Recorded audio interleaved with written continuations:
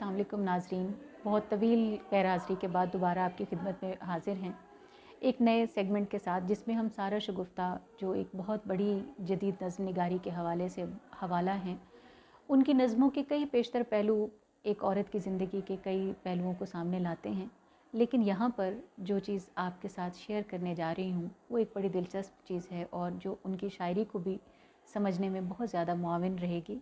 वो उनके वो ख़तूत हैं जो उन्होंने अमृता प्रीतम के नाम लिखे, और उन ख़तों में एक दोस्त को जब आप अपना दर्द बयान करते हैं, उस कद की वो सूरत हाल है जिसको बयान शायद सारा शगुफ्ता ही अल्फाज में ढाल सकती हैं, वरना दर्द इस बला का है कि शायद उसे अल्फाज बहुत कम पड़ जाएं। तो अभी उनकी वालदा के वफ़ात पर जो उन्होंने अमृता प्रीतम को अपने कुछ ख़त लिखे, उनमें से एक ख़त मैं पढ़ना चाहूँगी।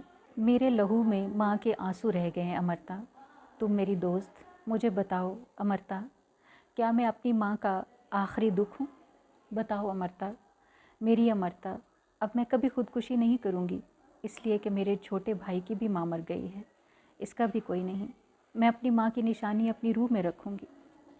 जिस मकान में मैं और अम्मी रहते थे, वो मकान अम्मी के नाम पर था।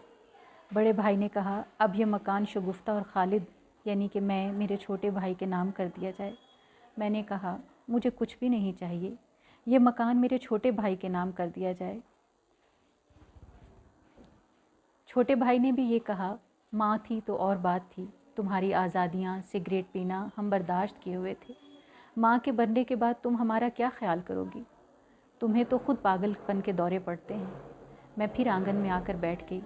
कमरे से आवाज़ें आती हैं। मेरा ख्याल है शगुफ्ता को पागल खाने दाखिल करा दिया जाए, जहाँ से ये कभी ना निकल सके, और कागज़ कलम पर पाबंदी लगा दी जाए। ख़ानदान को तो इसने अखबार की सुर्खियाँ बना रखा है। हमारी माँ को इसने बहुत दुख पहुँचाए हैं। ये कब यहाँ से जाएगी? मैंने अपनी किताबें उठाईं और पड़ोस में रख दीं। एक अटैची केस उठाया, माँ के घर को दिल में रखा और चल पड़ी। जाना कहाँ है? पैर ही सवाल करते हैं, किसी शायर अदीब के घर। तो कल के अखबार में ये ख़बर छपेगी कि सारा शगुफ्ता आजकल फ़लाँ शायर या अदीब को दाद दे रही है। कहाँ जाऊँ? रिश्तेदार के यहाँ। लेकिन मैं और माँ तो अकेले रहते थे, हमारा कोई रिश्तेदार नहीं था। लोगों ने मेरे शेर भी दीवारों से खुरच डाले थे कि दीवारों पर भी ये निशानियाँ ना रहें।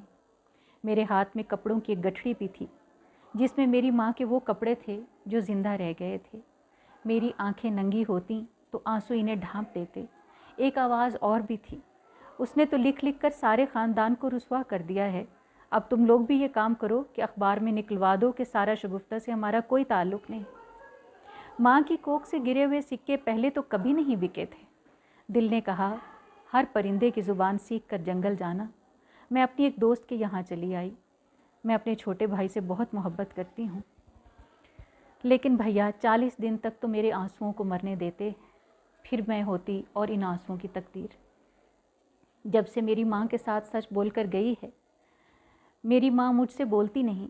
अब उसने कभी नहीं कहा शगुफ्ता बेटी, लिखते लिखते तुम्हारे हाथों में वरम आ जाता है, मत लिखो, सो जा बेटी, तमाम रात लिखती रहती है, थोड़ी देर आराम कर ले। वो आवाज़ जो मट्टी के नसीब में लिख दी गई है और मट्टी अपने हाथ खोले मुझ पर खारिज हवा उड़ा रही है। हशर के रोज़ मट्टी मौत से बेदार हो गई और बच्चे जानते हैं कि अज़ल से पहले कोई माँ नहीं लौटेगी। अब मैं अपनी चूड़ियों से किसको ज़ख्मी करूँगी? लहू की बूंद हर रंग की गवाही नहीं देती। सूरज खाक छान कर अपना खून बहाने लगता है, रात में अपना मुंह काला करता है, रोज़ मरता है।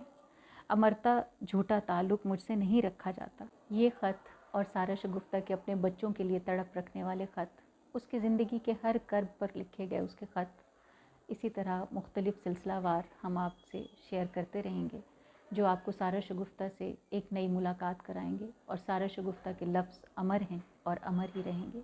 शुक्रिया।